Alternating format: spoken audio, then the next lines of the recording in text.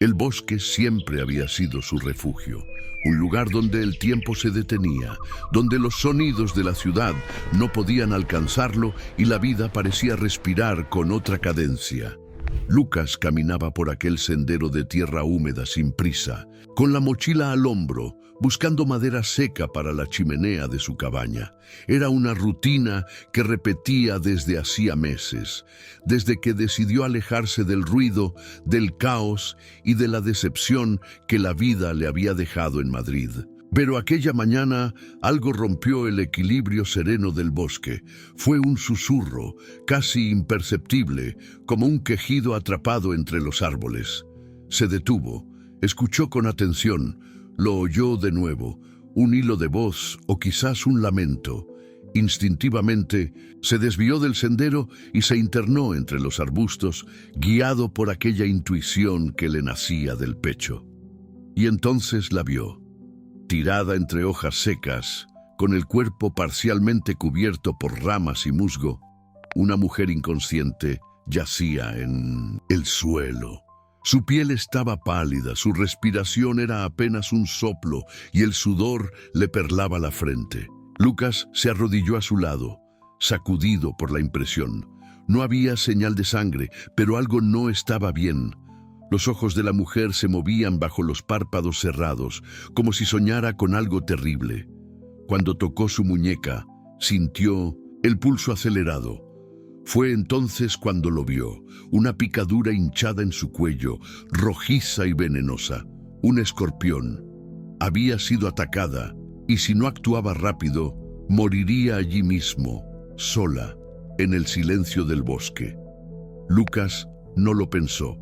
La levantó como pudo y la cargó entre sus brazos hasta su cabaña, a más de 1 kilómetro de distancia. Durante el camino, su cuerpo se estremecía, su respiración se hacía más débil. Él solo repetía en voz baja, «Aguanta, por favor». Al llegar, la recostó sobre su cama y corrió a buscar su pequeño botiquín.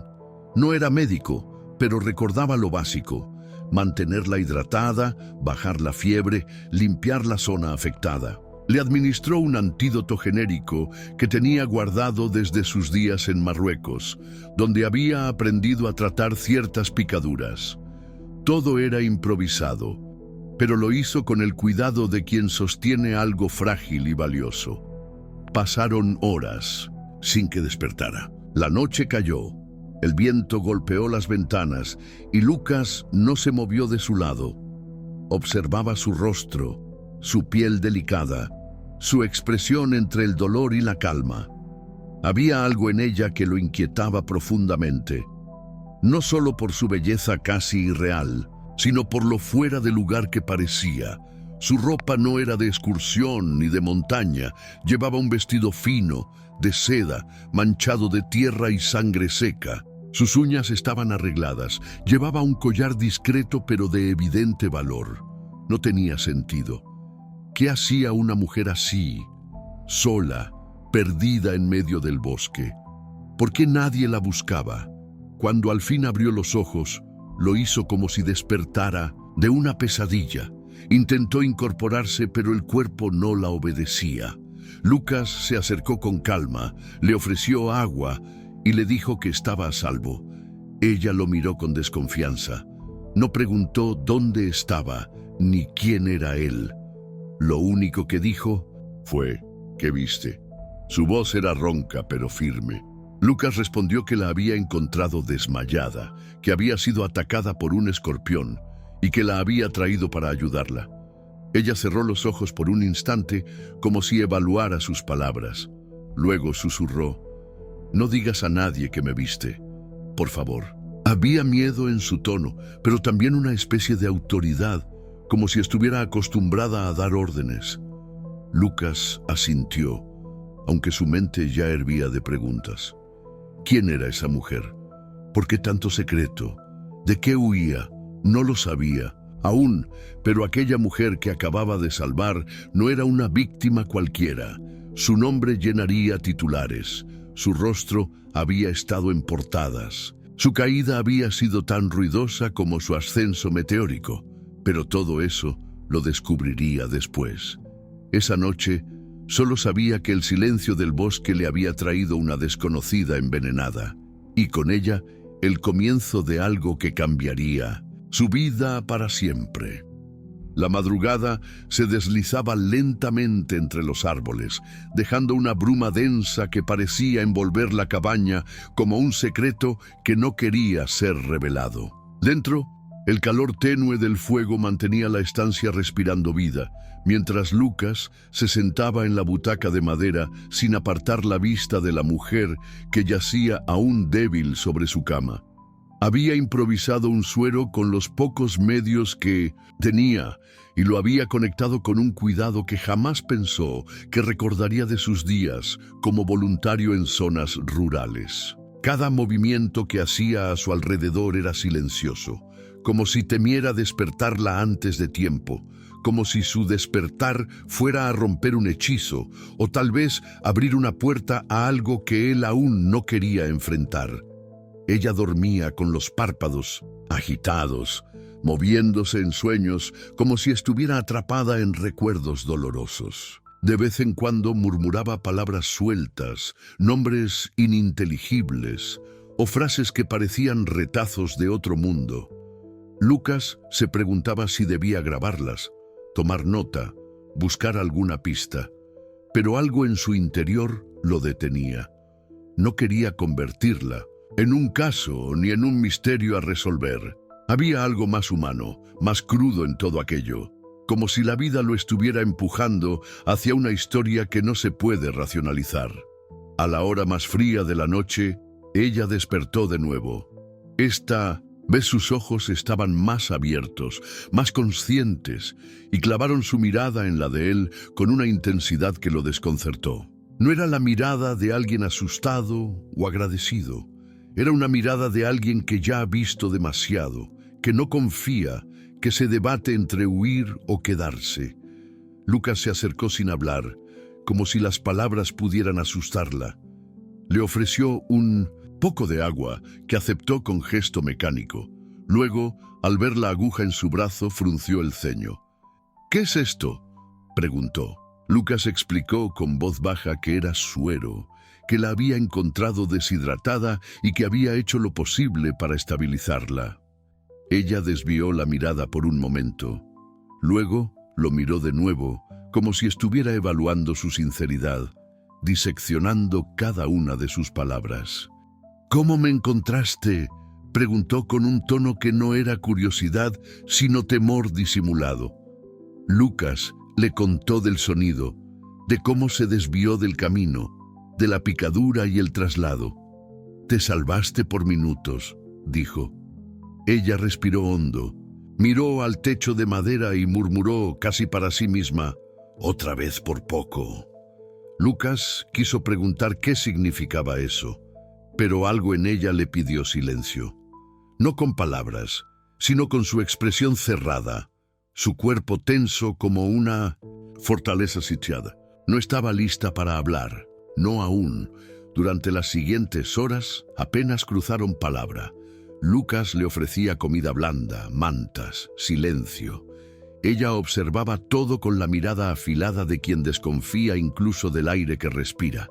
Pero también había momentos en que parecía rendirse, como cuando tocó con la yema de los dedos la taza caliente entre sus manos, o cuando permitió que él le ajustara la almohada sin apartarse. Detalles pequeños, casi invisibles, pero que Lucas percibía como grietas en la muralla. Fue al mediodía cuando notó algo peculiar. Mientras lavaba las sábanas manchadas de barro, vio que entre las telas había un pequeño objeto metálico, sucio pero intacto, un broche dorado con una piedra negra en el centro. Lo limpió con cuidado. Era una pieza fina, sin duda cara. En la parte trasera, apenas visible, una inscripción en francés. «A celle qui ne se laisse jamais tomber», a la que nunca se deja caer. Lucas sintió un escalofrío. Aquello no pertenecía a una excursionista común. Había historia, linaje, peso detrás de ese objeto. Volvió a la habitación y, sin decir palabra, dejó el broche sobre la mesita junto a la cama. Ella lo vio, lo tomó con una lentitud casi ritual y lo apretó con fuerza en la mano. Sus ojos se llenaron de una emoción contenida que no dejó salir. Entonces, por primera vez, habló con una voz más baja, menos defensiva. «¿Quién eres tú?», le preguntó. Lucas sonrió con tristeza. «Nadie importante, solo alguien que vive entre árboles porque no supo vivir entre personas». Ella bajó la mirada. «Tal vez eso tenemos en común», murmuró. Fue un momento breve, pero suficiente, una fisura en su coraza, y Lucas comprendió que había algo más allá de la herida, más allá de la riqueza evidente, más allá del silencio. Esa mujer estaba rota, no físicamente, sino de una forma mucho más profunda, y por alguna razón que aún no entendía, el destino la había arrojado a sus brazos. Ahora, lo quisiera o no, estaba involucrado. Y aunque no sabía quién era ella, ni qué escondía, algo dentro de él ya había decidido. No la dejaría sola. El sol apenas filtraba su luz entre los árboles densos del bosque cuando Lucas abrió las ventanas de la cabaña, dejando que el aire fresco barriera con los restos de fiebre y desvelo que aún pesaban sobre el ambiente. La mujer dormía, ahora más tranquila, con la respiración acompasada y la frente libre de sudor. En sus facciones aún se notaba la huella de la tensión, pero también un leve trazo de alivio. Lucas observó el interior de su refugio con ojos distintos. Aquella cabaña, que hasta entonces había sido su santuario solitario, parecía ahora más viva, habitada por una presencia que alteraba su rutina, su espacio, su propia percepción del tiempo. Pasaron 2 días sin grandes avances. Ella apenas hablaba, comía lo mínimo y mantenía una distancia prudente, como si aún no estuviera segura de si podía confiar en él o en sí misma. Lucas, por su parte, respetaba sus silencios. No insistía en preguntar, no buscaba forzar nada. Solo preparaba las comidas, le ofrecía mantas, la observaba desde la cocina, mientras fingía leer un libro viejo o cortar leña. Pero en su cabeza las preguntas crecían como raíces bajo tierra. ¿Quién era esa mujer? ¿Por qué tanta cautela? ¿De qué huía? Porque sí, ya estaba convencido de que huía de algo. Se notaba en sus movimientos, en la forma en que reaccionaba ante los ruidos del bosque, en cómo cada noche verificaba que las puertas estuvieran cerradas, incluso cuando no podía ni mantenerse de pie del todo. La cabaña, pequeña y modesta, se había transformado en una especie de escondite compartido. El lugar no tenía electricidad, apenas una radio a baterías que Lucas raramente usaba, y la conexión con el exterior era casi inexistente. La única señal de red estaba en un punto alto del bosque, al que él subía una vez por semana para revisar si había algún mensaje o llamada. No lo había hecho desde que la encontró, por temor a alejarse demasiado. Algo en su instinto le decía que no debía dejarla sola. Una tarde, mientras ella dormitaba en la hamaca que Lucas había colgado cerca de la chimenea, notó que algo sobresalía de su bolsillo. No era grande, apenas un papel doblado varias veces. No quiso invadir su privacidad, pero el papel cayó al suelo cuando ella se movió bruscamente en medio de un mal sueño. Lucas lo recogió, y antes de devolvérselo, vio un nombre escrito a mano, Navarro, seguido de una dirección en Barcelona. Ese apellido le sonó familiar, vagamente ligado a algo que había escuchado en las noticias meses atrás, pero no lo pudo ubicar del todo. Cuando ella despertó y vio el papel en su mano, se lo arrebató sin decir palabra, lo dobló con brusquedad y lo guardó de nuevo. Luego lo miró con una frialdad que lo incomodó. «No tienes derecho», dijo seca. Lucas asintió sin excusas. «Tienes razón», respondió. Ella respiró hondo, como si quisiera disculparse, pero no lo hizo. Esa noche, cuando pensó que Lucas dormía, se levantó con pasos silenciosos y comenzó a recorrer la cabaña. Abrió cajones, Revisó mapas colgados en la pared, tocó los libros viejos con manos temblorosas. Se detuvo frente a una fotografía enmarcada sobre la chimenea. Lucas, con una mujer y un niño, todos sonriendo en un campo abierto. Ella la observó largo rato, sin tocarla, con una expresión de envidia y melancolía. Lucas, desde su cama, la observaba en silencio, fingiendo dormir. Y por primera vez sintió que había una grieta profunda detrás de su armadura. Al día siguiente, mientras tomaban café en silencio, ella habló sin mirarlo. «No soy quien parezco ser». Lucas no respondió, solo esperó.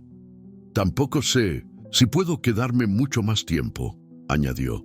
Él dejó la taza sobre la mesa y con voz firme dijo: «Aquí nadie te va a juzgar, pero si decides irte, me gustaría saber a dónde y por qué». Ella levantó la vista y por un momento sus ojos brillaron con algo que parecía dolor contenido.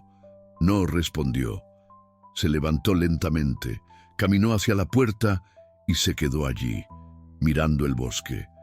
«Este lugar es más seguro de lo que pensé, pero lo seguro a veces es una jaula disfrazada», murmuró. Lucas comprendió que no era una mujer débil. Era alguien que había aprendido a ocultar el miedo detrás de una fuerza aparente. Alguien que había vivido cosas que lo habían cambiado todo. Y aunque aún no sabía su nombre, sentía que empezaba a entender su alma. Ella no solo había llegado a su cabaña, había llegado a su historia. Y quizás, sin saberlo, él también había entrado en la de ella. El tercer día después de su llegada, mientras el cielo amanecía encapotado y las primeras gotas comenzaban a caer sobre el tejado de la cabaña, Lucas decidió salir al bosque a recolectar leña antes de que la lluvia arreciara. Caminó sin prisa, como siempre hacía, con los sentidos abiertos, pero con la mente aún llena de preguntas. La presencia de aquella mujer en su vida lo había alterado más de lo que estaba dispuesto a admitir. Cada gesto de ella, cada palabra, dicha o evitada, era como una hebra suelta que amenazaba con desatar algo más profundo en su interior. Mientras tanto, ella permanecía en el interior, aparentemente dormida. Pero esa mañana algo la impulsó a moverse. Tal vez el instinto de supervivencia, tal vez el deseo de recuperar algo de control. Caminó por la cabaña, deteniéndose en los objetos que no le pertenecían, observando los detalles con la mirada aguda de quien ha vivido entre lujos, pero ahora se encuentra entre maderas crudas y paredes desnudas. Tomó una manta, se envolvió y se sentó frente al fuego, en silencio. Fue allí donde lo vio, un pequeño bulto de ropa sucia que Lucas había dejado junto a la puerta. Entre las prendas húmedas sobresalía algo brillante. Lo tomó con cuidado. Era un anillo, no uno cualquiera. Era pesado, dorado, con una piedra esmeralda engarzada en el centro y un grabado interno, EN, hasta el fin. Lo sostuvo en la mano durante varios segundos, inmóvil, como si la piedra le hablara en un lenguaje que solo ella entendía. Cerró los ojos, apretándolo con fuerza. Luego, lentamente, lo guardó en el bolsillo de su abrigo sin decir una palabra. Cuando Lucas regresó, empapado por la lluvia, la encontró sentada junto al fuego, con el rostro sereno, más sereno de lo que la había visto desde que llegó. Le ofreció un té caliente, y ella lo aceptó sin resistencia. Por un momento, compartieron el silencio, de forma distinta, no como desconocidos, sino como personas que ya se habían observado el alma sin necesidad de hablarlo todo. «Ese anillo», dijo ella de pronto sin mirarlo. «¿De dónde lo sacaste?» Lucas se sorprendió por la pregunta. Tardó unos segundos en procesar. No recordaba haber visto ningún anillo. Se levantó, revisó el montón de ropa y notó su ausencia. ¿Qué? ¿Anillo? Ella lo observó con frialdad, pero sus ojos delataban algo más, duda, tal vez incluso miedo. «Olvídalo», respondió. Pero ya era tarde. La atmósfera había cambiado. Lucas lo sintió. Había algo en ese objeto que ella no esperaba. Volver a ver, algo que no podía ser coincidencia. Horas después, mientras ella se duchaba, Lucas revisó el interior de su mochila. No por desconfianza, sino por una mezcla inquietante de curiosidad y necesidad de respuestas. Lo que encontró lo dejó inmóvil durante minutos. Una cartera de cuero finísimo con las iniciales EN. Varios billetes de alta denominación cuidadosamente doblados y una tarjeta negra de un banco suizo con el nombre Elena Navarro. El apellido. El mismo que había leído en el papel. El mismo que resonaba desde hacía meses en los titulares de los periódicos. Lo recordaba ahora. Una mujer poderosa, heredera de una de las mayores fortunas de España, desaparecida misteriosamente después de un escándalo financiero que sacudió las columnas más sólidas del mundo empresarial. Se hablaba de traición, de cuentas ocultas, de un amante involucrado. Las teorías eran infinitas. Algunos creían que estaba muerta, otros que había huido con millones, pero nadie sabía nada con certeza. Hasta ahora. Lucas guardó todo con cuidado, cerró la mochila y se quedó sentado, mirando el fuego como si su mente ardiera igual. No sabía si debía enfrentarla, si debía pedirle explicaciones, o simplemente seguir fingiendo ignorancia. Pero sí sabía, algo con claridad. La mujer que dormía en su cama no era solo una desconocida herida en medio del bosque. Era Elena Navarro. Una magnate caída, una fugitiva, o tal vez una víctima de algo mucho más oscuro de lo que los periódicos jamás habían contado. Y ahí estaba, escondida en su cabaña, bebiendo de sus tazas, durmiendo bajo su techo. La pregunta ya no era quién era ella. La verdadera pregunta era, ¿por qué había terminado allí? ¿Y qué consecuencias traería haberla encontrado? Lucas miró hacia la puerta, como si esperara que alguien la golpeara en cualquier momento. Porque si ella había llegado, otros también podrían hacerlo. Y no todos vendrían con buenas intenciones. La tensión entre ellos se había convertido en una presencia silenciosa, como el humo de la chimenea que se deslizaba por cada rincón de la cabaña. Lucas ya no podía mirar a Elena del mismo modo. Sabía quién era, o al menos quién había sido. La imagen de aquella mujer poderosa, sonriendo en portadas de revistas, contrastaba violentamente con la figura temblorosa que caminaba descalza por el suelo de madera, envuelta en mantas y silencios. Esa noche, mientras la lluvia golpeaba con insistencia el techo y el viento aullaba entre los árboles, Lucas decidió que no podía seguir fingiendo. Había algo en su pecho, una mezcla de miedo y rabia que necesitaba salir. Esperó a que ella terminara de beber su infusión de manzanilla y con voz pausada le preguntó, ¿por qué te escondes aquí? No fue una acusación, sino una súplica contenida. Elena lo miró largo, como si esa pregunta hubiera estado flotando en el aire desde el primer día. No parecía sorprendida, solo cansada, porque no tenía otro lugar donde caer. Respondió con una honestidad que le quebró la voz. Lucas se acercó y se sentó frente a ella. La chimenea proyectaba sombras danzantes en sus rostros. Por primera vez, sus ojos se encontraron sin máscaras. «Sé quién eres», dijo él sin rodeos. «Vi tu nombre en la tarjeta. Sé que eres Elena Navarro». Ella bajó la mirada. No negó nada. No lloró. Solo asintió con lentitud. «Entonces sabes que no soy una buena persona», murmuró. «No sé nada», contestó Lucas. «Solo sé que estás herida, que tienes miedo y que alguien como tú no termina sola en un bosque por casualidad». Elena cerró los ojos, como si las palabras la atravesaran. Luego, en un suspiro, empezó a hablar. «Lo tenía todo», dijo. dinero, poder, respeto. Pero el precio fue demasiado alto. Cuando heredé la empresa, pensé que podía hacer las cosas de forma distinta, más justa. Pero en ese mundo, la justicia es un lujo que nadie puede pagar. Me rodeé de lobos, de gente que sonreía en las fotos y me apuñalaba por la espalda en las juntas directivas. Y entonces conocí a él. Su voz se quebró, sus manos temblaban. Lucas la observaba en silencio, como si cualquier palabra pudiera hacerla retroceder. Él me hizo sentir viva, continuó.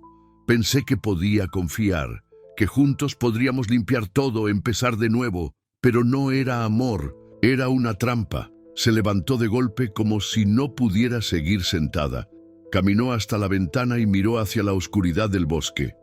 Me traicionaron, me culparon, me usaron como pantalla para ocultar millones en cuentas falsas. Cuando quise hablar, cuando intenté confesar, ya era tarde. Las pruebas desaparecieron. Mi nombre estaba manchado. Todos los medios hablaban de mí como si fuera un monstruo. Mis propios socios firmaron mi sentencia. Se giró. En sus ojos, por fin, había lágrimas. El escorpión no fue un accidente. Alguien me está cazando.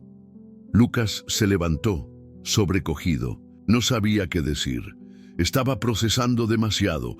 Antes de que pudiera responder, un golpe seco en la puerta los paralizó. 3 toques. Lentos, precisos. Elena retrocedió instintivamente. Su rostro se transformó. Era pánico puro. ¿Esperas a alguien?, preguntó Lucas en voz baja. No, susurró ella mientras su cuerpo comenzaba a temblar. Lucas tomó un cuchillo de la cocina y se acercó a la puerta. Miró por la pequeña rendija de madera. Un hombre de traje oscuro, empapado por la lluvia, esperaba bajo el alero con una expresión imperturbable. «Mi nombre es Jorge Valdés», dijo sin levantar la voz. «Vengo por la señora Navarro». El corazón de Lucas se detuvo por un instante. Cuando volvió a mirar a Elena, ella ya no estaba. La puerta trasera de la cabaña se balanceaba, apenas abierta. Se había ido. Otra vez, y Lucas entendió, en ese segundo, que se encontraba en medio de una tormenta mucho más grande de lo que jamás imaginó. No solo había salvado a una mujer, había abierto la puerta a una guerra silenciosa entre el poder, la traición y la verdad. La lluvia no cesaba. Golpeaba el techo como si quisiera arrancarlo, como si el bosque entero conspirara para encerrar los secretos que se agitaban entre las sombras. Lucas no se movía. Permanecía junto a la puerta, cuchillo en mano, mirando fijamente al hombre que aguardaba afuera. El desconocido no hizo ademán de entrar, tampoco pareció incómodo bajo la lluvia. Su postura era la de alguien que sabía lo que venía a buscar, y lo que era peor, estaba seguro de que lo conseguiría. «No quiero problemas», dijo Lucas, con voz firme, abriendo apenas la puerta, el filo del cuchillo escondido tras su pierna. «Esta no es la casa de nadie más que mía. Si busca a alguien se ha equivocado».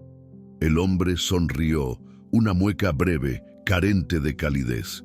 «Claro», respondió, con amabilidad envenenada. «Usted es Lucas Ibáñez, arquitecto, retirado después del accidente. Vive aquí desde hace 4 años.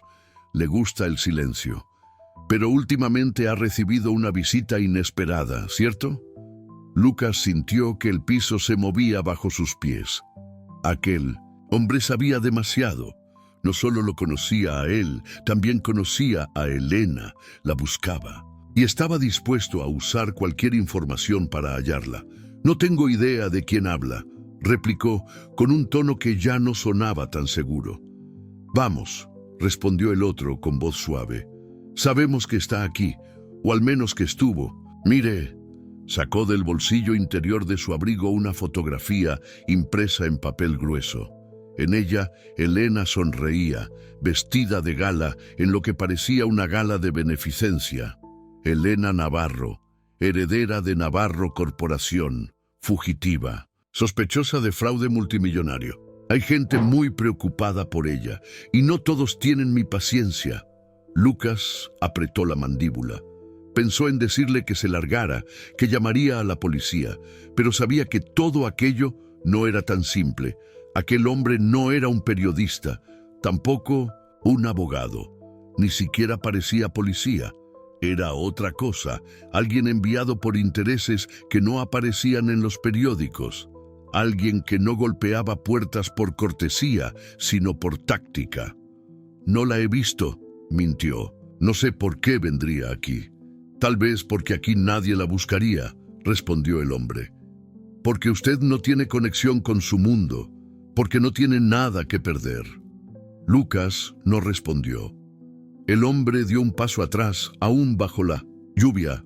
Se lo diré claro, dijo más bajo, casi condescendiente. Ella es un riesgo, para usted, para ella misma, para muchos otros. Si aparece, si la ve, si decide ser un héroe. Recuerde que las decisiones valientes suelen costar caro, muy caro. Y sin más se marchó. Caminó bosque adentro como si conociera cada árbol, como si no le temiera a la oscuridad ni a la tormenta. Lucas cerró la puerta con violencia. Se apoyó contra ella, respirando con dificultad.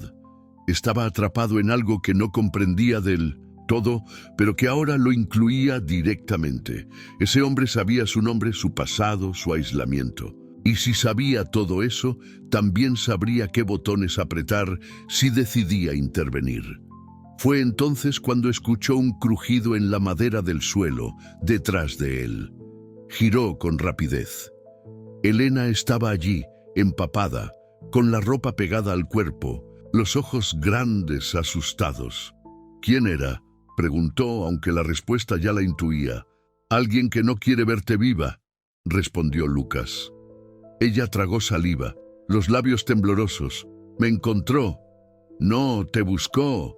Te sigue. No vino». Por casualidad, Elena se acercó y lo tomó del brazo con fuerza. Sus ojos, por primera vez, no eran solo de desconfianza. Había desesperación, dolor y una súplica muda. «Tengo que salir de aquí». Lucas la miró. Parte de él quería decirle que se fuera, que no quería más problemas, que no podía protegerla. Pero otra parte, más silenciosa pero más fuerte, ya había tomado una decisión sin que él lo supiera. «No», dijo con voz grave. «Si sales ahora te pierdes. Si te vas sola te matan. Te escondiste aquí por una razón. Quédate hasta que sepamos qué hacer. Y si nos encuentran, entonces no nos esconderemos. Pero no voy a dejar que te destruyan sin saber la verdad». Elena bajó la mirada. Por primera vez desde que llegó, parecía permitir que alguien la sostuviera. Aquella madrugada no durmieron. Revisaron la cabaña, reforzaron las puertas, apagaron las luces. Pero más allá de lo físico, se estaba construyendo algo distinto. Una alianza invisible, frágil, nacida del miedo, pero también de una necesidad compartida de redención. Lo que aún no sabían era que el verdadero peligro no venía solo del bosque, sino de lo que aún no habían dicho el uno al otro. La madrugada se extendía como una promesa amarga, cargada de humedad y presagios. Dentro de la cabaña, el silencio era denso, cortante, como si el aire hubiera aprendido a contener la respiración. Elena no podía quedarse quieta. Caminaba de un lado al otro, con los brazos cruzados sobre el pecho, los labios mordidos por la ansiedad. Lucas la observaba en silencio, sin intervenir. Sabía que su mente estaba construyendo planes desesperados, salidas imposibles, mientras intentaba ocultar el temblor que ya le dominaba los gestos. «No puedo quedarme aquí. No más», dijo finalmente, casi sin voz. «Ese hombre volverá, y la próxima vez no vendrá solo». Lucas no respondió. Se limitó a mirar por la ventana. El bosque parecía dormir, pero él sabía que algo ya se había despertado. El destino de Elena se había vuelto una cuenta regresiva. Necesito llegar a la ciudad. Hay alguien que puede ayudarme, pero tengo que hacerlo sola. No, respondió él con calma sin levantar la voz. No puedes. Ya no. Elena lo miró, enfurecida por un instante, pero también agotada. ¿Qué quieres que haga? ¿Que me esconda aquí para siempre? ¿Esperar? ¿Que me maten en medio de la noche? ¿Arrastrarte conmigo? Lucas se acercó despacio. No la tocó. Solo le habló con esa firmeza que se gana con el dolor. Quiero que vivas, que tengas la oportunidad de limpiar tu nombre, si es verdad lo que me dijiste. Pero no así, no corriendo sin saber a dónde ni contra quién. Ella se giró, apretando los puños. Luego respiró hondo, con los ojos cerrados. Hay un abogado. Se llama Rubén Sastre. Era del Consejo Interno de la Corporación. Él sabe que me tendieron una trampa. Tiene documentos, correos, contratos falsificados, pero está escondido. Si logro llegar a él, tal vez pueda probar mi inocencia. Lucas asintió, procesando. El nombre le sonaba. Sastre había sido mencionado en las noticias, aunque luego desapareció de los medios sin explicación. Tal vez también lo estaban cazando. ¿Dónde está?, preguntó. No lo sé. Solo sé que su hermana tiene una floristería en Zaragoza. Si logro hablar con ella, no terminó la frase. El sonido de un crujido afuera los hizo callar. No era un animal, era algo más. Un paso sobre madera mojada. Lucas apagó las lámparas. Tomó su chaqueta y su mochila. Elena entendió sin necesidad de palabras. Sal por la trampa del sótano, le dijo. La puerta da al otro lado del cerro, cerca del río. No la han usado en años, pero aún se abre. Ella lo miró. Por un segundo, pareció dudar. No por miedo, por él, por lo que estaba dejando atrás. No te metas más en esto, le susurró.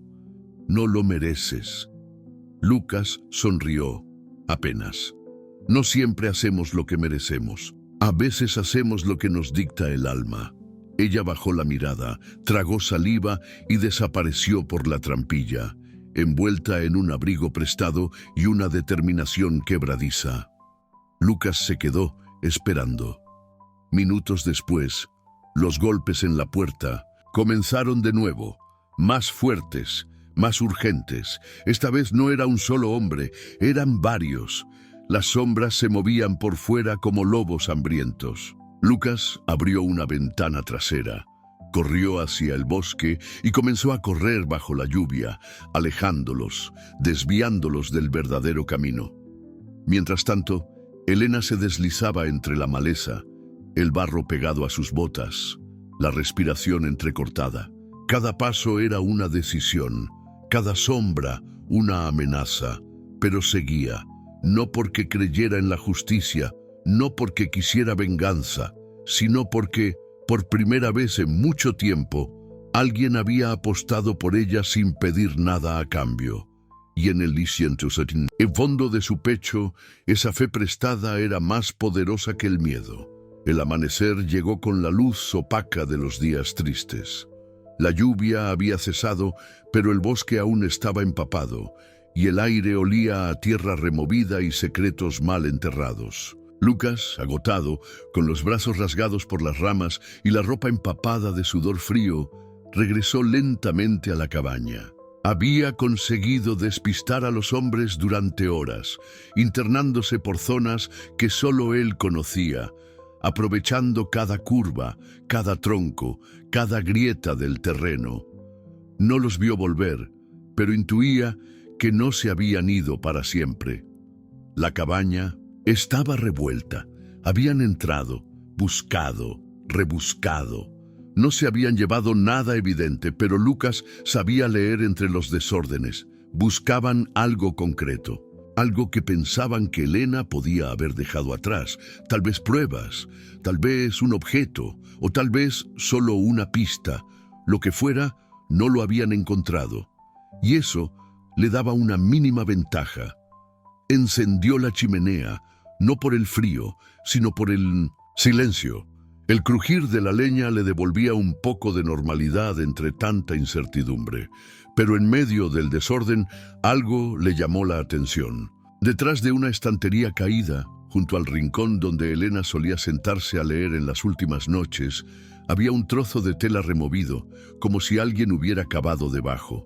Se acercó con cautela, apartó la estantería y rascó con las manos hasta que sus dedos tocaron algo duro, un cuaderno, antiguo, de tapas negras desgastadas, atado con una cuerda simple, cubierto de barro seco. No tenía nombre, ni marca. Lucas lo abrió con manos temblorosas. La primera página solo tenía una palabra, escrita con tinta negra, instrucciones. Comenzó a leer. Las páginas estaban llenas de anotaciones hechas con letra precisa, elegante. No era un diario íntimo, sino una bitácora meticulosa. Fechas, nombres, cifras, lugares, contratos fraudulentos, transferencias sospechosas, reuniones secretas. Todo lo que los medios insinuaban sobre el escándalo navarro estaba allí. Pero lo más inquietante no eran las pruebas de corrupción, era la historia que se deslizaba entre líneas. Elena no solo era una heredera traicionada, había intentado convertirse en denunciante, había recopilado pruebas durante meses, había planeado entregarlas a las autoridades, pero alguien se enteró. Antes, en una de las últimas páginas, un párrafo lo dejó sin aliento. Si algo me sucede, si este cuaderno se encuentra, hay una sola persona en quien aún confío. Rubén, él sabrá qué hacer, pero si él también cae, entonces solo queda huir, aunque me destruyan, aunque me borren.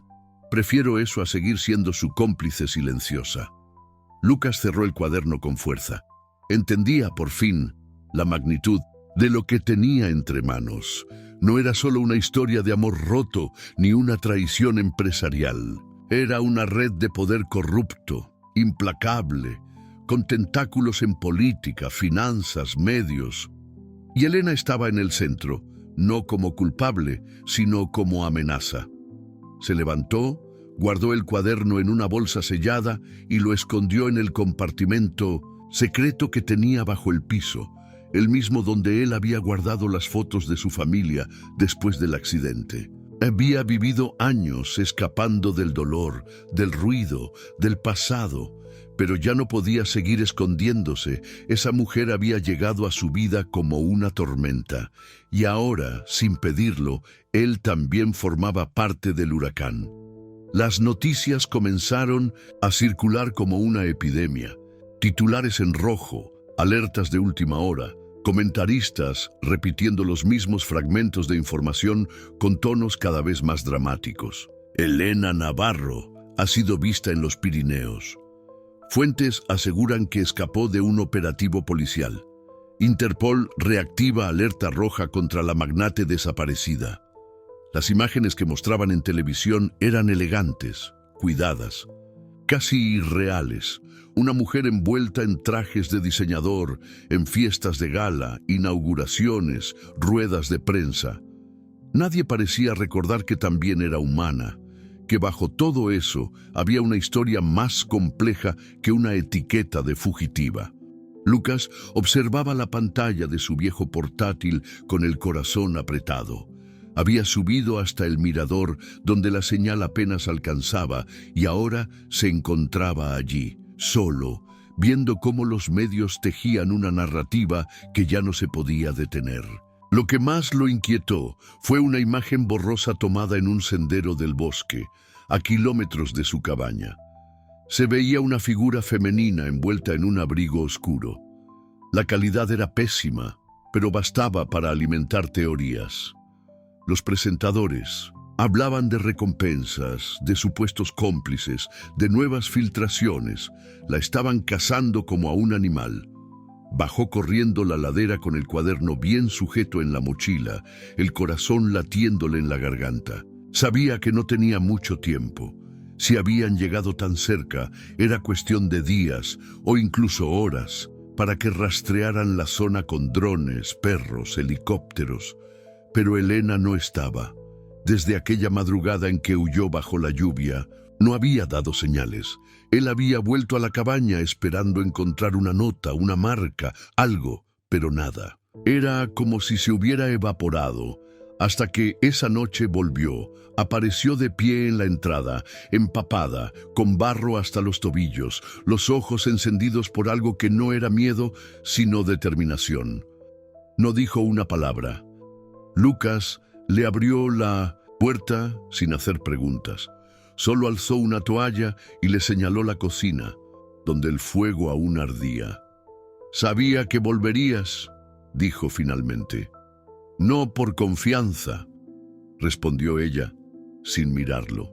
«Volví porque no tengo a quien más acudir». Lucas tragó saliva, le tendió un vaso de agua, luego sacó el cuaderno y lo colocó sobre la mesa. «Lo encontré donde lo escondiste», murmuró. «Es suficiente para hundirlos a todos, si llega a las manos correctas». «¿Y qué son las manos correctas, Lucas?», interrumpió ella. «¿Crees que alguien en ese mundo quiere justicia? Ellos no temen a la verdad, temen a la visibilidad, temen que alguien los obligue a mirar». Lucas la observó. Estaba agotada, más flaca, más vulnerable, pero también más feroz, como si cada golpe que había recibido hubiera esculpido una versión más afilada de sí misma. «No puedes hacerlo sola», dijo él, «y ya no estás sola, te guste o no». Elena respiró hondo. Se sentó frente a él. Por primera vez bajó la guardia. «Me criaron para ganar», confesó con voz temblorosa. «Me entrenaron para no fallar, para nunca mostrar debilidad. Pero me equivoqué en lo esencial. Pensé que ser buena me protegería, que bastaba con ser diferente para cambiarlo. Todo no bastó». Lucas colocó su mano sobre la de ella. No dijo nada. No era necesario. «Mañana», dijo Elena. «Mañana iremos a Zaragoza. Sastre aún está vivo. Su hermana accedió a reunirnos. Es mi última opción». Lucas asintió. «Vamos juntos». Esa noche durmieron bajo el mismo techo, con Picio, el cuaderno escondido bajo la cama, 2 mochilas preparadas y el peso de un país entero buscando su rostro. Pero lo que más los unía no era el miedo ni la verdad. Era la certeza compartida de que la única salida ya no era huir, era enfrentar. La carretera a Zaragoza parecía infinita. Tomaron rutas secundarias, evitando los peajes y las cámaras en tráfico. Lucas conducía en silencio, las manos firmes sobre el volante, mientras Elena miraba por la ventanilla con los ojos perdidos en un paisaje que parecía moverse más rápido que sus pensamientos. La ciudad que se acercaba no era un destino cualquiera, era una frontera emocional, un punto de quiebre. Allí, entre flores y nombres falsos, se escondía Rubén Sastre, el hombre que, según Elena, podía cambiarlo todo. Durante el trayecto, el silencio se volvió insoportable. Fue Elena quien lo rompió. «¿Quieres saber por qué no hablé antes? ¿Por qué no grité lo que sabía?». Lucas no respondió. La miró un segundo, luego volvió la vista al camino. «Porque estaba enamorada», dijo ella como si escupiera una herida. «Porque creí que él era distinto, que juntos podíamos salvar la empresa, limpiar el apellido Navarro, demostrar que era posible tener poder sin corromperlo». Lucas sabía que se refería a Mateo Garmendia, su ex socio, un nombre que había sido inseparable del suyo durante años. Juntos habían aparecido en portadas, en cenas de gala, en foros internacionales. La prensa hablaba de ellos como una dupla invencible. Él, el estratega; ella, el rostro y el alma. Pero lo que nadie sabía era lo que ocurría detrás de las puertas cerradas de su oficina de cristal. «Me manipuló con elegancia», continuó Elena. «Me hacía sentir fuerte, necesaria, admirada, pero todo era cálculo. Mientras yo firmaba, acuerdos con fundaciones y promovía inversiones éticas. Él creaba empresas fantasmas, triangulaba fondos, sobornaba auditores. Usó mi nombre como pantalla para lavar millones. Lucas apretó el volante. Ya no se trataba solo de una historia de traición financiera. Era personal, íntima. Cuando me di cuenta, quise enfrentarlo. Pero ya era tarde. Lo tenía todo preparado. Me aisló. Me acusó antes de que yo pudiera acusarlo.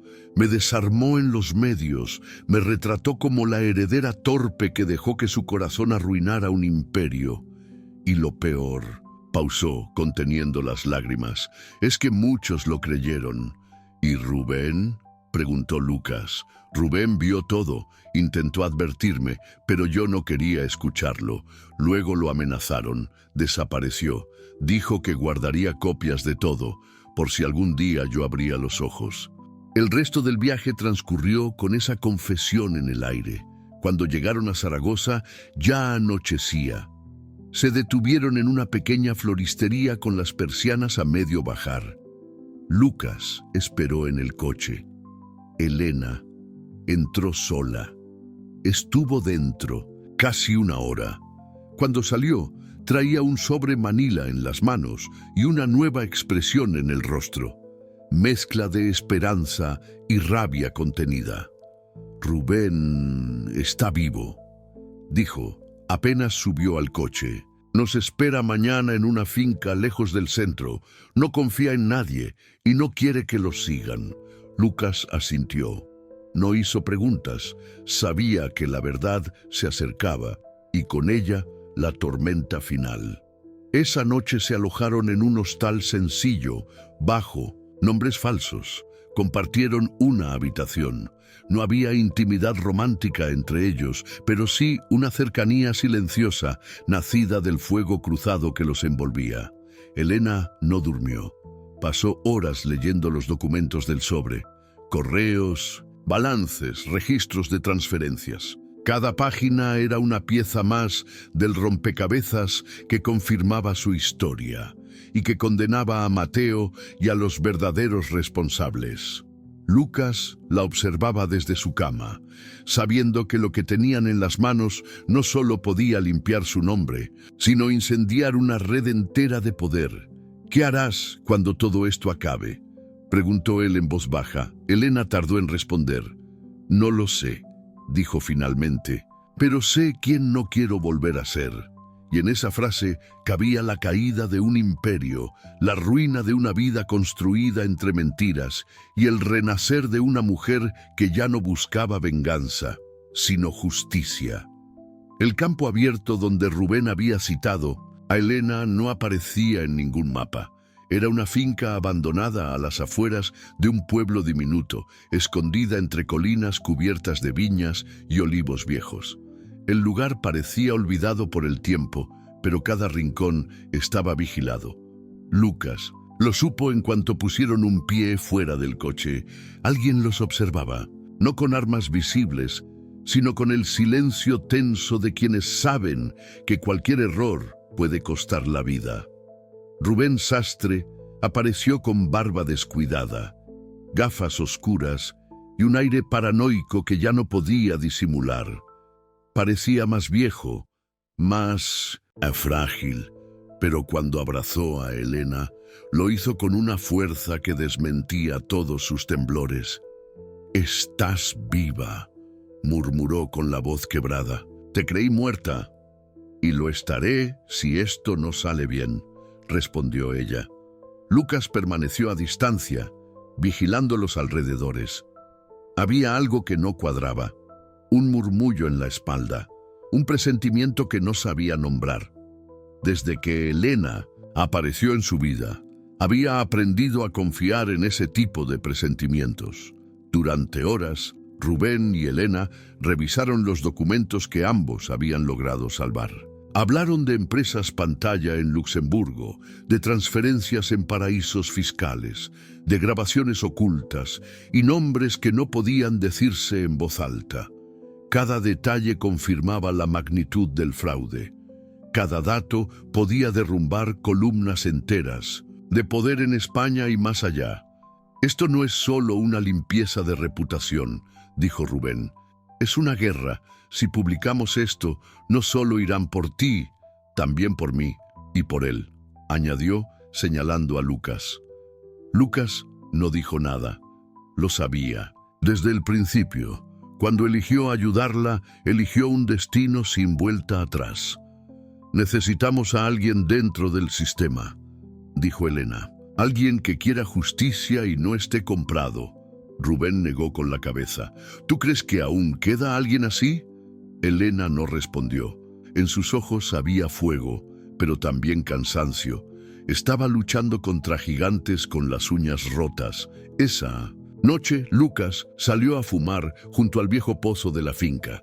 Fue entonces cuando la vio, una silueta entre los árboles, inmóvil, demasiado quieta para ser un animal. Se movió hacia ella, con pasos controlados, el pulso acelerado. Cuando llegó, no había nadie, solo una marca en la tierra, algo que hizo que el corazón se le detuviera por un segundo, un símbolo, dibujado con ramas, la silueta de un escorpión. Lucas volvió corriendo. «¡Nos encontraron!», dijo, entrando sin aliento. Elena se levantó de inmediato. «¿Estás seguro? Nos están dejando un mensaje. No te quieren silenciar con juicios. Te quieren muerta». Rubén palideció. Elena respiró hondo. Se acercó a la mochila, sacó el cuaderno con las pruebas y lo puso sobre la mesa. «Entonces no hay más tiempo. Mañana debemos movernos. Entregar esto a la prensa, a quien sea. No podemos esperar más». «¿Y si nos interceptan?», preguntó. «Lucas, ya no tengo miedo», respondió Elena con una calma extraña. «No pueden matarme más de lo que ya mataron lo que fui». Pero Lucas sí tenía miedo. No por él, por ella, por lo que ese símbolo significaba. El escorpión no era una advertencia cualquiera, era una firma. Alguien la estaba cazando no por dinero, no por silencio, sino por venganza. Y quien actúa por venganza no razona, solo destruye. Aquella noche, Lucas no durmió. Se sentó junto a la ventana con el cuchillo en una mano y una linterna en la otra. Afuera, el viento soplaba como una voz siniestra entre los olivos, y en su pecho una certeza crecía con cada minuto. La sombra del escorpión no se alejaba, se acercaba y pronto atacaría de nuevo. El amanecer trajo una luz pálida, casi enferma, como si el cielo supiera lo que estaba por venir. Elena se levantó antes que los demás. Se vistió sin hacer ruido, tomó el cuaderno de pruebas y se sentó a escribir una carta. Las palabras salían lentas, pesadas. Sabía que aquel día marcaría el fin de su huida. No sabía si saldría viva, pero sí sabía que ocurriera lo que ocurriera, no podía seguir llevando sola el peso de la verdad. Cuando Lucas despertó, la encontró sentada en el porche, con la mirada perdida en el horizonte. «Lo he decidido», dijo ella sin girarse. «Esta tarde entregaré todo, a la prensa, a la justicia, a quien sea, pero saldrá a la luz». Lucas se sentó junto a ella. No le preguntó por qué ahora, no hacía falta. La vio distinta, no rendida, sino liberada, como si por fin hubiera hecho las paces con lo que no podía cambiar. «¿Y si te detienen?», preguntó él bajando la voz. «Entonces habré dicho la verdad y dormiré por fin», respondió. Rubén los interrumpió con una llamada telefónica. Un contacto suyo en Valencia, un periodista de investigación al que conocía desde sus días en el consejo directivo, aceptaba reunirse esa misma noche en un punto neutral. Era arriesgado. Podía ser una trampa, pero no había tiempo para más planes. Partieron al mediodía en un coche prestado por la hermana de Rubén. Elena llevaba una mochila pequeña, solo con el cuaderno, una USB con todos los archivos digitalizados y la carta que había escrito. Al amanecer, mientras avanzaban por la autopista, el silencio entre ellos era casi sagrado. No había más discusiones, ni miedo, ni siquiera esperanza. solo una aceptación profunda. Estaban cruzando la línea que separa al fugitivo del mártir y al cómplice del testigo. Llegaron al punto de encuentro, una antigua estación de tren abandonada. El periodista los esperaba, solo, con una cámara colgada al cuello y una expresión de sorpresa cuando vio a Elena en persona. La reconoció al instante, pero no hizo preguntas. La escuchó, grabó su testimonio, fotocopió los documentos y prometió difundirlo todo en menos de 24 horas. Su nombre, su cara, su voz, todo volvería a estar en los medios, pero esta vez con su verdad. Al salir de la estación, Lucas sintió algo, un escalofrío, un presentimiento. Tomó la mano de Bush, Elena con fuerza. Ella lo miró confusa y entonces sucedió un disparo. El sonido seco, brutal, hizo eco en el vacío. Rubén gritó. Elena cayó. Lucas corrió hacia ella, arrodillándose, presionando la herida con las dos manos mientras la sangre brotaba con furia. No sabía de dónde había venido la bala, ni quién la había disparado, pero lo supo de inmediato. El escorpión había atacado. «No cierres los ojos», le rogaba. «Elena, mírame, quédate aquí. No te vayas». «Aún no». Ella lo miró, la vida deslizándose lentamente de sus pupilas, pero aún con fuerza en la voz. «No llores», dijo, sonriendo apenas. «Ya está hecho, Lucas». No dejaba de presionar. Gritó por ayuda. Rubén llamaba a una ambulancia mientras maldecía, llorando con impotencia. «No me arrepiento», susurró ella. «Di lo que tenía que dar». Y con esa frase cerró los ojos. Pero no, murió. Minutos después, la ambulancia llegó. El disparo no había alcanzado ningún órgano vital. La habían querido silenciar, pero habían fallado. Elena fue trasladada bajo protección policial. La noticia explotó en todo el país. La mujer más buscada de España ya no era una prófuga, era una denunciante, una sobreviviente, una voz. Lucas pasó la noche en el hospital, sentado junto a su cama. No sabía si ella despertaría, pero sabía que pasara lo que pasara, ya no sería la misma. Y él tampoco, porque en ese cruce entre la vida, el perdón y la justicia, habían elegido no ser víctimas, sino testigos. Y sobre todo, combatientes. El hospital se convirtió en fortaleza. Policías en cada pasillo, médicos bajo vigilancia y periodistas acampando en la entrada. Pero nadie podía detener la marea. Elena Navarro estaba viva y hablaba.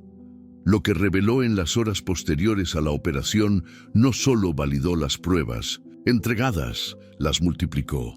Mencionó nombres, fechas, vínculos oscuros, rompió pactos de silencio que habían sostenido a familias enteras durante décadas. Los cimientos del poder comenzaron a tambalearse, pero un nombre no aparecía. Mateo Garmendia, el verdadero rostro detrás de todo. Elena sabía que mientras él siguiera libre, la red seguiría viva. Su caída solo sería simbólica si el hombre que la había manipulado, traicionado y casi destruido no enfrentaba la verdad. Entonces tomó una decisión. «Quiero enfrentarlo», dijo con la mirada firme, aún desde la cama. «Quiero mirarlo a los ojos, decirle que no ganó». Lucas intentó disuadirla. Rubén se negó por completo, pero ella no pedía permiso. Daba órdenes. Días después, con autorización judicial y bajo custodia encubierta, Elena fue trasladada a Navarra, a la vieja finca familiar donde todo había comenzado. Aquel solar, antaño símbolo de poder y elegancia, estaba ahora abandonado, con los jardines secos y la fachada agrietada. Mateo había comprado la propiedad en secreto, intentando borrar todo rastro del pasado. Lo que no imaginaba era que el pasado regresaría para reclamar justicia. Lucas la acompañó. Entraron por la puerta principal al atardecer, con el cielo tiñéndose de rojo. Elena caminaba lento, pero sin temblor. Su cuerpo aún estaba débil, pero su espíritu se erguía como nunca. Cada paso por aquel suelo de mármol era una herida abierta, cada rincón un recuerdo, su infancia, las fiestas, las reuniones de estrategia, las noches en las que creyó que estaba construyendo un imperio justo. Mateo la esperaba en la biblioteca, solo, como si supiera que el final estaba cerca y aún así no pensara huir. «Pensé que estarías muerta», dijo al verla entrar.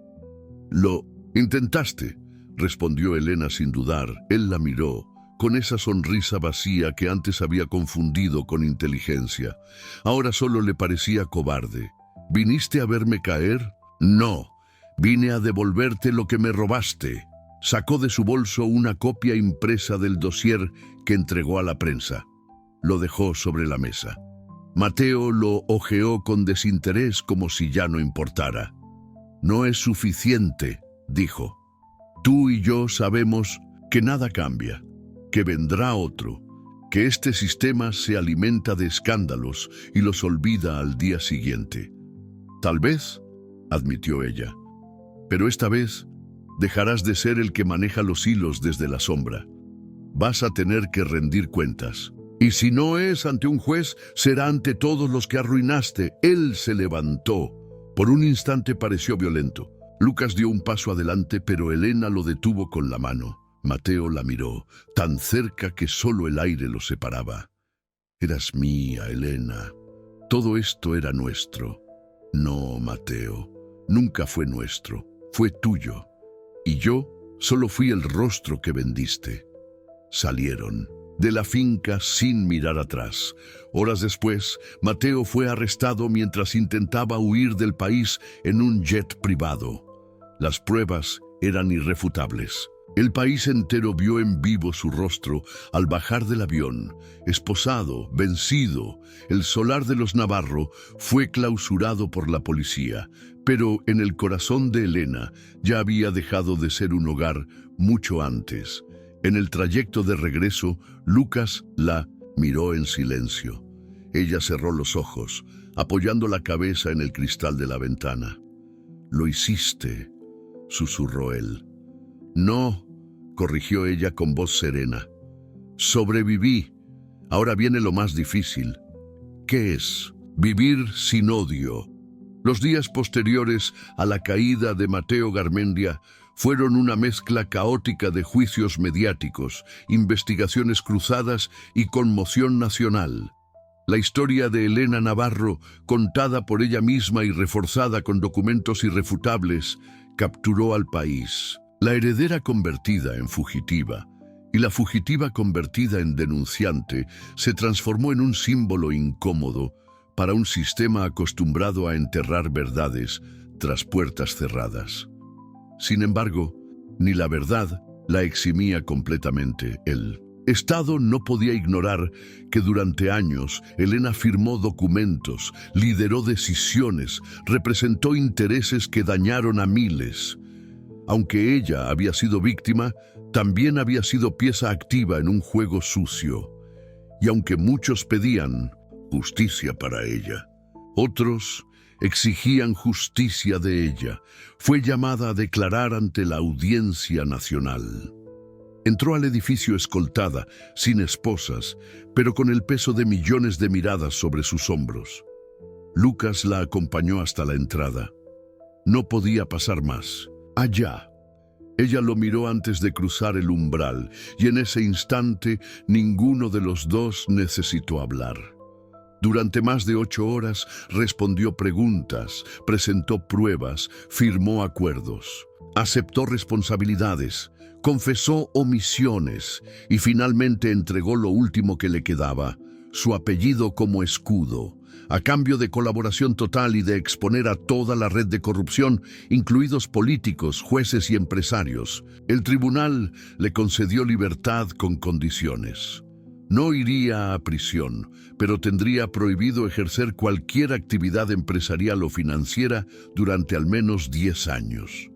Además, parte de su patrimonio sería utilizado para compensar a los afectados por los fraudes cometidos bajo su nombre.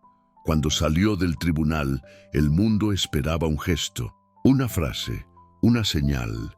Pero Elena solo alzó la vista al cielo, respiró hondo y caminó hacia Lucas, que la esperaba del otro lado de la calle. «¿Y bien?», preguntó él conteniendo la emoción. «No volveré a tener poder», dijo ella, «pero tengo paz». Por primera vez, Lucas la abrazó, no con pasión, sino con el alivio de quien ha recorrido el infierno junto a alguien y ha regresado con vida.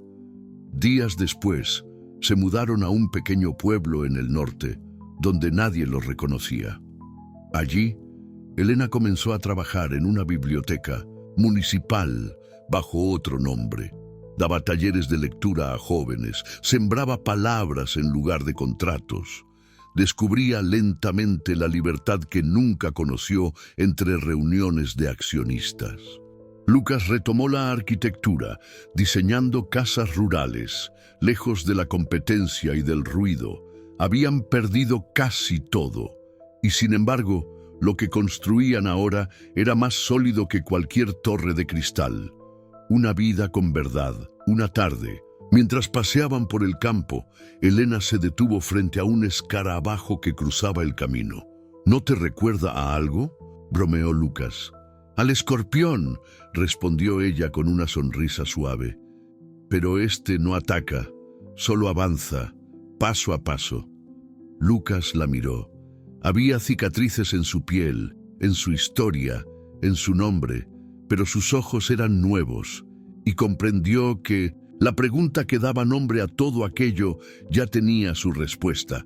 No fue prisión, fue renacimiento. Si llegaste hasta aquí, ya lo sabes. Esta no es solo una historia de huida o justicia, es una historia de decisiones que dejan cicatrices, de verdades que tienen un precio, y de personas que, incluso cayendo, se niegan a desaparecer. Ahora te pregunto, ¿tú qué habrías hecho en su lugar? ¿Huir, enfrentar o guardar silencio? Déjanos tu respuesta en los comentarios. A veces, la reflexión de un desconocido vale más que 1000 titulares. Y si historias como esta te importan, historias que incomodan, que provocan, que no tratan al espectador como entretenimiento pasajero, entonces suscríbete, porque aquí cada historia es una herida abierta, contada hasta el final.